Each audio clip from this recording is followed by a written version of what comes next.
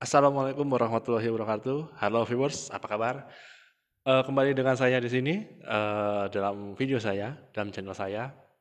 Kita sedikit, bukan sedikit ya, emang belajar sejarah kita ya.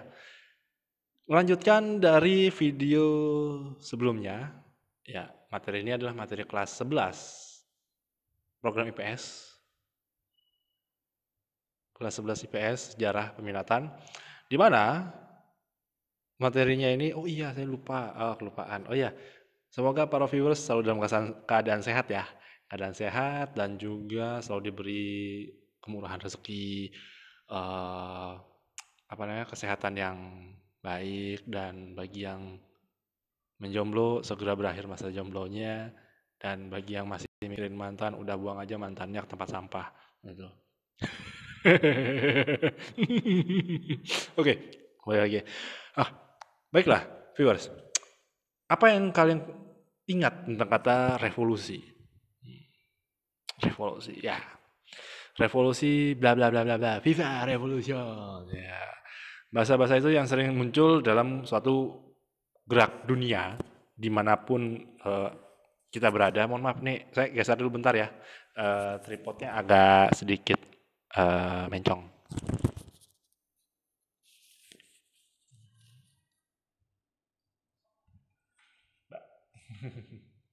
Oke, baik viewers. Kita bicara tentang revolusi. Oke, revolusi itu terjadi di hampir di berbagai belahan dunia, dan tentunya revolusi ini memiliki dampak. Secara etimologis, revolusi adalah perubahan yang terjadi secara besar dan cepat. Lalu apa bedanya dengan evolusi? Evolusi memang merupakan sebuah perubahan, tapi kalau berdasarkan durasi waktu, mereka berjalannya agak lebih lambat dan cenderung bertahap. Seperti itu ya, viewers. Nah, yang kita bahas di sini di bab ketiga mengenai revolusi besar dunia. Nah, loh, kita belajar revolusi besar dunia, bukannya kemarin sudah, waktu video yang nanti saya cantumkan ya, linknya di atas ya. Bukannya kita sudah membuat revolusi? Oh, kemarin yang kita bahas adalah revolusi industri. Jadi revolusi itu tidak hanya serta-merta terjadi di segi aspek politik, tapi juga ke ekonomi, bahkan juga sosial. Nah, Pak, kalau cinta di revolusi gimana Pak? Ya itu urusan, ya situlah. Kalau mau revolusi kan tergantung dari kalian sendiri. Oke, lanjut. Revolusi besar dunia yang kita bahas di sini ada beberapa bagian. Dan yang jelas saya karena ini berupa ringkasan, saya tidak mungkin membahas ini semuanya, alias ya satu-satu. Jadi ada beberapa part-part yang akan membahas revolusi besar dunia. Oke, ini menurut sejarah ya, menurut sejarah yang gerakan revolusi yang sangat berpengaruh bagi dunia, antara lain seperti ya revolusi Amerika, revolusi Prancis, Cina, Rusia, hingga ke revolusi Indonesia. Saya mulai dari yang sebelah kiri dulu. Mengapa? Ini berdasarkan waktu. Jadi, revolusi Amerika adalah revolusi besar dunia pertama, atau lebih dikenal kepada perang kemerdekaan Amerika Serikat. Amerika Serikat dulu pernah dijajah. Oh, sebenarnya bukan dijajah. Amerika Serikat itu adalah nanti aja jelasin. Ya, berdasarkan waktunya revolusi Amerika dulu, baru Prancis, kemudian disusul oleh revolusi Cina, kemudian Rusia, dan revolusi Indonesia. Lebih lengkapnya gimana? Let's check this. Ya, jelek bahasanya. Ya udah kita lihat aja deh. Yuk, kita next ya. Hehe. Daftar isinya ini tadi. Revolusi Amerika. Ya, Viva Amerika. Yes, I'm in USA, United States of America. Oke. Aduh, geser. Set. Latar belakang revolusi Amerika antara lain, pertama, pemberlakuan pajak. Kemudian timbulnya paham kebebasan dalam bidang politik. Lalu peristiwa Boston Tea Party. Gimana? Saya jelasin ini dulu ya. Latar belakangnya dulu. Pemberlakuan pajak berbagai pajak karena for your information bahwa Amerika Serikat dahulu merupakan sebuah koloni yang dalam hal ini koloni dari suatu kerajaan paling superpower di dunia ketika itu, yaitu UK, United Kingdom, England, Union Jack, bla bla bla bla bla bla bla bla. Dan we talking about Chelsea, Manchester United loh, kok jadi bola? Bukan. Ya, karena Amerika Serikat atau Amerika pada dahulu adalah sebuah koloni yang dikuasai oleh Inggris atau di bawah Inggris, maka wilayah koloni diberikan pajak oleh negara induknya, yaitu kerajaan Inggris. Yaitu ketika itu dipimpin oleh Raja George. Bukan George yang monyet itu ya, wah wah wah, itu kan, bukan itu. Tapi yang jelas, pemberlakuan pajak ini memberatkan bagi warga koloni, yang ketika itu koloni Inggris itu kan kebanyakan di pantai timur ya, pantai timur Amerika Serikat, seperti bukan Washington, belum ada ketika itu, South Carolina, North Carolina, Virginia, kemudian apalagi intinya ada 13 negara bagian atau 13 koloni yang menjadi koloni yang ingin menyatakan merdeka dari kerajaan Inggris setelah adanya pemberlakuan pajak. Namun bagi masyarakat koloni ini nggak fair. Mengapa tidak fair? Mengapa kami orang koloni dikenakan pajak yang begitu merugikan atau tinggi? Dan sedangkan bagi orang Inggris yang tidak tinggal di koloni tidak dibebankan pajak yang terlalu tinggi. Mungkin seperti itu asumsi orang-orang koloni. Selain itu, tuntutan bagi masyarakat koloni sederhana sekali, yaitu ketika mereka dibebankan pajak, harapannya adalah mereka mendapatkan semacam keterwakilan. Keterwakilan dari apa? Keterwakilan orang-orang koloni dalam parlemen. Jadi karena tidak disetujui oleh raja dan parlemen, maka koloni-koloni Amerika sepakat untuk melakukan pemberontakan. Makanya latar belakang revolusi Amerika salah satunya adalah adanya taxation without representation. Jadi karena warga koloni tidak mendapatkan hak perwakilan di kerajaan induk atau di negara induk, maka mereka tidak ingin membayar pajak. Terlebih lagi munculnya paham kebebasan dalam bidang politik seperti common sense oleh Thomas Paine dan lain sebagainya. Kemudian pemikir-pemikir politik dari John Adams dan sebagainya seperti itu. Mohon maaf ya kalau misalnya ada yang kurang tepat, silahkan kalian tulis di kolom komentar untuk revisinya. Kemudian terjadinya apa? Akibat pajak yang tinggi, maka terjadilah peristiwa Boston Tea Party. Boston Tea Party ini bukan sebagai pesta minum teh. Ya sebagaimana orang Inggris setiap sore suka minum teh di saat sore hari, suatu kebiasaan. Walaupun kemudian nanti orang Eropa nanti akan keranjingan dengan kopi. Ya, kopi. Nanti itu. Namun yang jelas, Boston Tea Party ini kenapa dinamakan Boston Tea Party? Ya, ini tadi mungkin background dari PowerPoint ini bisa kalian lihat. Itu orang pada ngapain tuh? Orang Indian, orang kulit putih, bahkan budak segala macam membuang kotak-kotak. Ya, kotak-kotak itu adalah teh. Jadi ketika itu koloni Amerika menghasilkan banyak teh yang dijual ke Eropa termasuk ke Inggris. Namun sayangnya pajaknya itu sangat tinggi sehingga margin keuntungannya kecil. Nah, sebagai bukti protes masyarakat koloni terhadap Inggris adalah dengan membuang peti-peti teh yang akan dikirim ke Eropa sehingga akan menimbulkan kerugian bagi pihak Inggris. Seperti itu gambarannya ya. Jadi jangan bayangkan Boston Tea Party kita minum teh itu mabuk, bukan seperti itu. Enggak seperti itu juga. Oke. Nah, berikutnya, sorry ya saya angkat dulu ya. Jalannya revolusi Amerika. Oke, pada 4 Juli 1776 13 koloni Amerika menandatangani Declaration of Independence. Nah, tanggalnya 4 Juli. Mungkin ada yang lahir pada tanggal 4 Juli. Ya, kalau misalnya ada viewers yang lahir tanggal 4 Juli berarti itu tanggal yang sangat bersejarah, khususnya bagi orang Amerika Serikat, ya kan. 13 koloni menandatangani Declaration of Independence. Nah, pernyataan kemerdekaan Amerika ini menimbulkan ketegangan dan akhirnya peperangan terhadap Inggris yang mengakibatkan pasukan Amerika mengalahkan pasukan Inggris. Tetapi ini langsung ke bagian kalahnya. Loh, emang langsung Pak? Mereka langsung mengalahkan? Enggak. Butuh waktu beberapa tahun ketika Amerika Serikat bisa mengalahkan Inggris. Terlebih lagi setelah deklarasi kemerdekaan Amerika, mereka menyatakan perang terhadap Inggris dan Inggris mengirimkan pasukan untuk mengalahkan pemberontakan atau para pemberontak ini. Dan Amerika Serikat juga meminta bantuan, yaitu meminta bantuan dari Prancis yang merupakan musuh alami, ketika itu musuh alami ya, musuh alami dari kerajaan Inggris.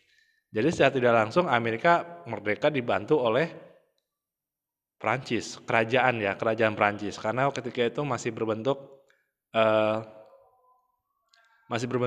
kerajaan atau monarki Prancis itu. Kemudian setelah Inggris berhasil dikalahkan, pasca tentara Amerika atau kontinental ini berhasil mengalahkan Inggris dibantu oleh Prancis, maka pada 3 September 1783 Inggris menandatangani perjanjian perdamaian di Istana Versailles di Paris.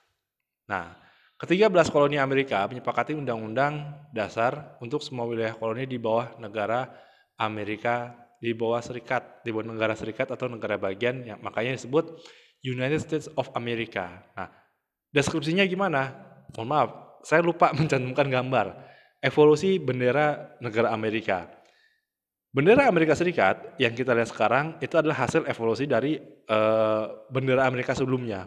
Kalau kita kan mungkin hanya merah dan putih, kalau Amerika Serikat tidak.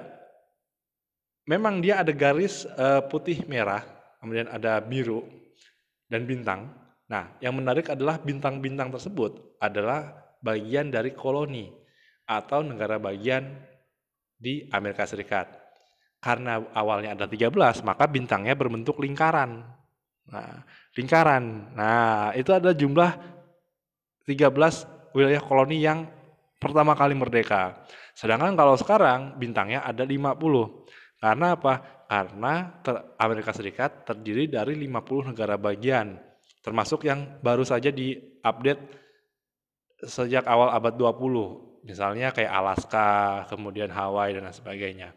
Walaupun saya juga lupa, Alaska itu negara bagian Amerika yang keberapa saya juga lupa. Tapi yang terakhir adalah Hawaii, negara bagian yang ke-50. Seperti itu.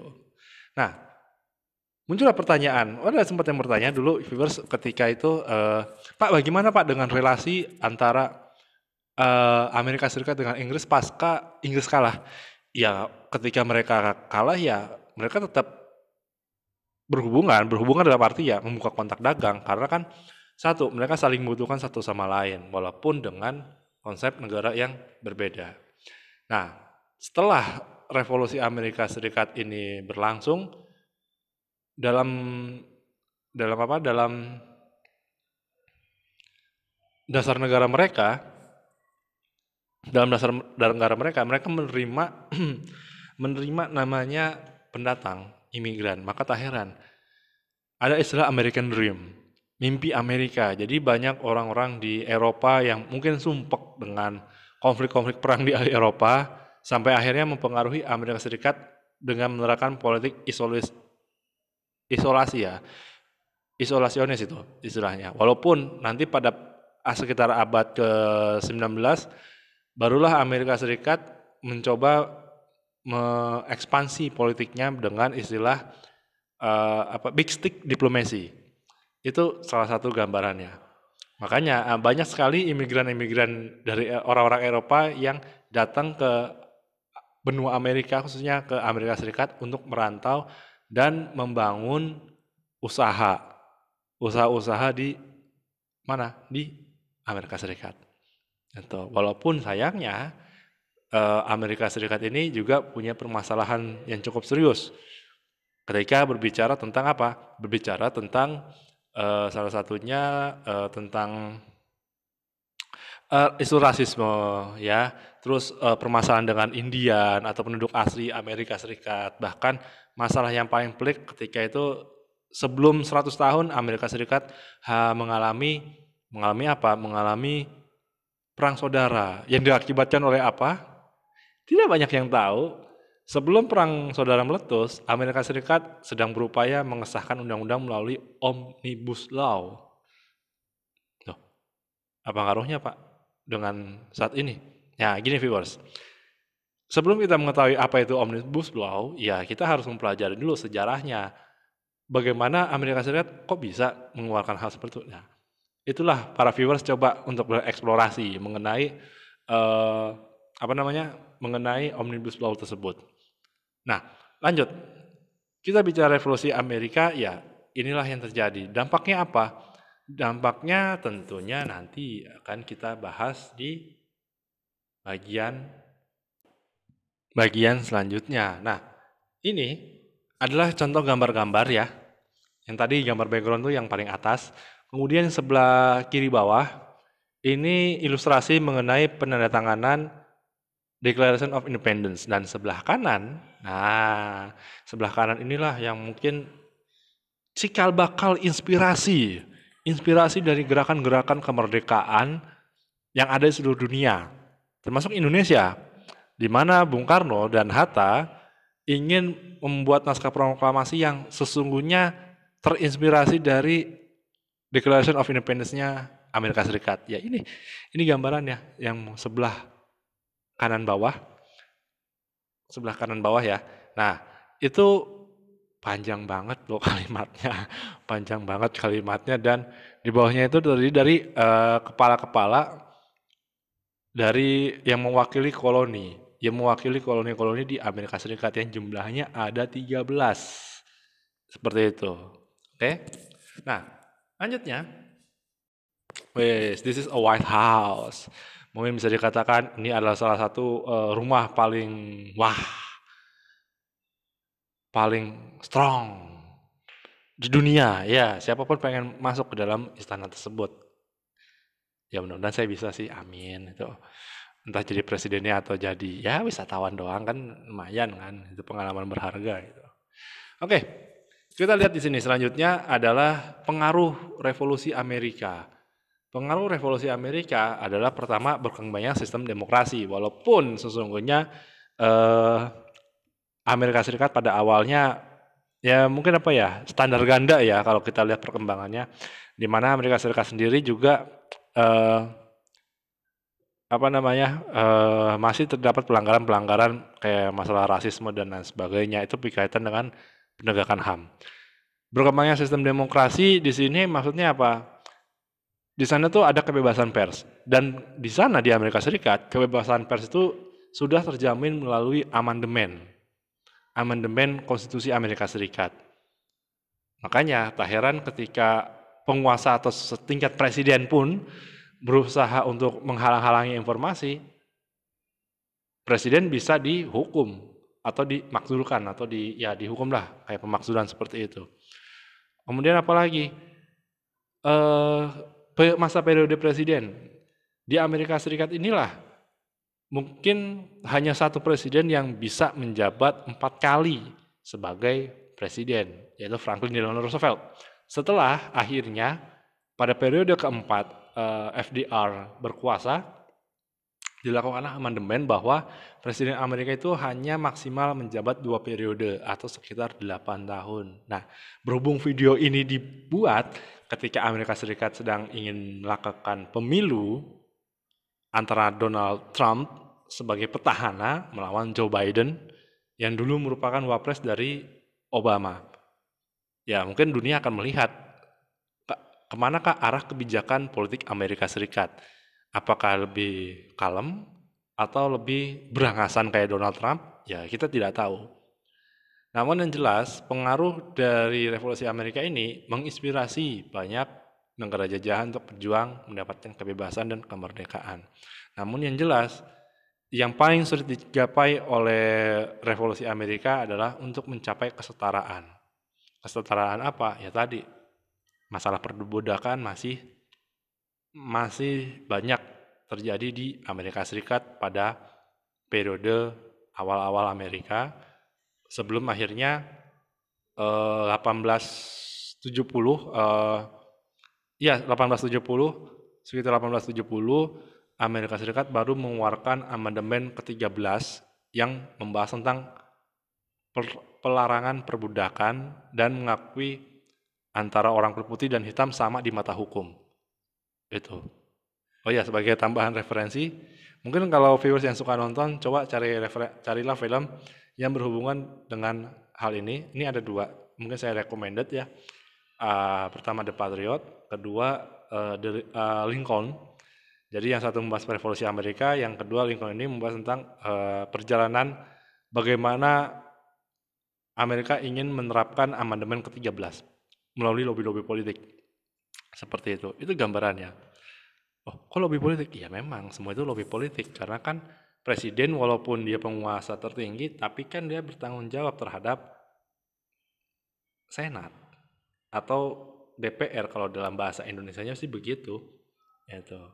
Tapi mungkin lain kali ya, saya akan kalau ada kesempatan saya next ingin membuat sejarah Amerika dari sudut pandang ya saya sendiri itu sebagai content creator atau hostnya. Gitu. Oke, nah berikutnya apa nih yang kita bahas setelah revolusi Amerika? Nah, di video berikutnya kita akan membahas tentang revolusi Prancis. Nah, jadi intinya kembali lagi, revolusi Amerika adalah revolusi yang sangat berpengaruh terhadap pergerakan dunia. Bahkan saking berpengaruhnya bisa mempengaruhi negara yang membantu Amerika Serikat itu sendiri, yaitu Prancis. Oke, sebagai kesimpulan, belajar sejarah itu menarik karena sejarah itu tidak hanya bicara tentang politik, tapi kita bisa bicara tentang kehidupan sehari-hari dan nilai yang berpengaruh atau nilai yang bermanfaat bagi masyarakat.